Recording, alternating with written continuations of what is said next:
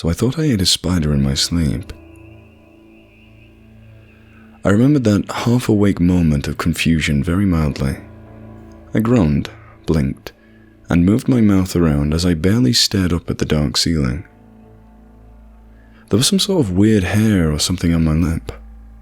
Pulling at it, I felt a subtle, slippery tug in my throat, and it took another 3 seconds to slide the whole thread out.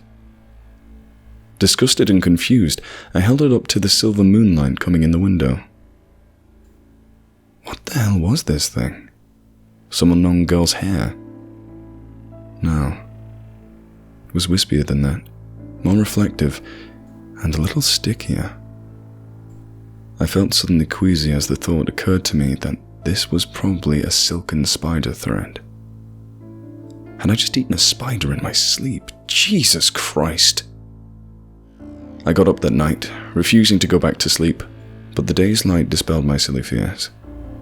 If I had eaten a spider, it was long dead by now thanks to my stomach acid generously donated by my night-long anxiety.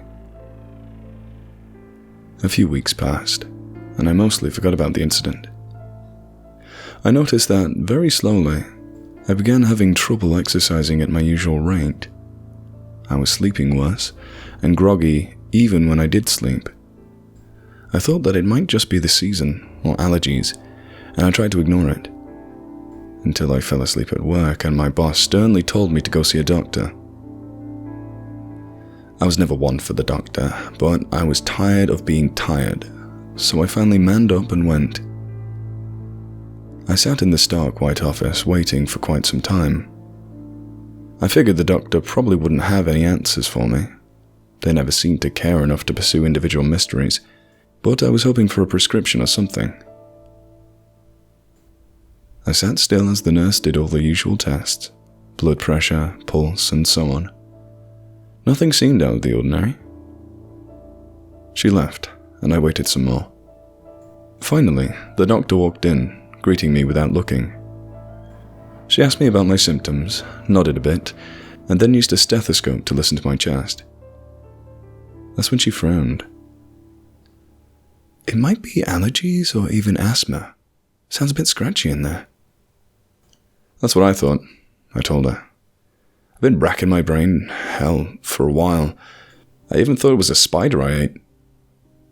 She glanced up at me, making eye contact for the first time. You ate a spider? In my sleep, I think. She hesitated. There's this new spider infestation. Africa, I think. We've had a couple bad reactions to bites. Total long shot here, but if it bit your esophagus or stomach, you wouldn't feel it, but you could still have a reaction. Let's get a soft tissue scan done. Confused and worried, but hopeful, I followed her advice and went to the next building over in the complex for a scan. The hour queue allowed me to fill out every form and exhaust every magazine in the small waiting room before they finally called me up. I followed the attendant warily into the imaging room. I'd seen it on television, sure, but the experience was far more intense than it looked. I had to lie still for quite some time, fighting all sorts of urges to itch, sneeze, or cough while I waited. By the time it was over, I felt a built-up coughing fit coming on. The smiling attendant came in, told me I did a great job, and started checking things. All right, I sighed. It was over. Time to get up and out of there. Another attendant peeked in the door. Doctor stood behind him. They both motioned for their colleague, and I found myself momentarily alone. I sat up, watching them confer in hushed tones just outside. The three approached me.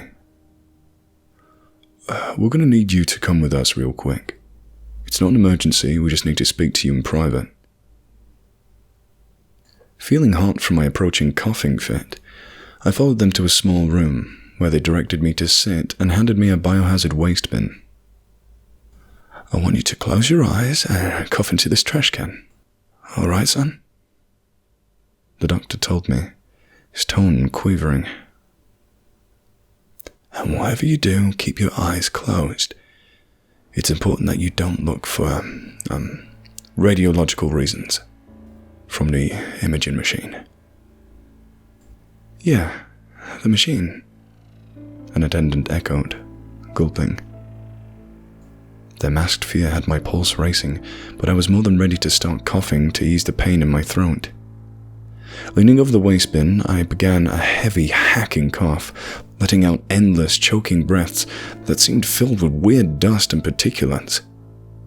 Had I accidentally breathed in something radioactive from the machine? I kept coughing. I tasted a little blood. I paused, breathed in and out. They urged me to keep coughing, their voices shaking and subtly disgusted. "Come on, just a little more, son," the doctor told me. His practiced hands trembled on my shoulder. The last cough seemed to spasm my whole body, and I felt clotted particulates rise up in my throat and finally escape. Spitting and pushing more air out through my mouth, I got the last of it out of me. Feeling much better, I made the mistake of relaxing and opening my eyes. The doctor saw me staring down and gripped my shoulders tight. "Don't panic, you're safe now. It's just that we saw that note about your spider you ate. We did look at your stomach, but your stomach was fine. It was, well, they're attracted to moving air, you see. And it made webs and laid eggs, thousands of eggs, in your lungs." In shock, I nodded, unable to do anything but stare at the 3-inch thick pile of baby spiders rolling around the bottom of the waste bin.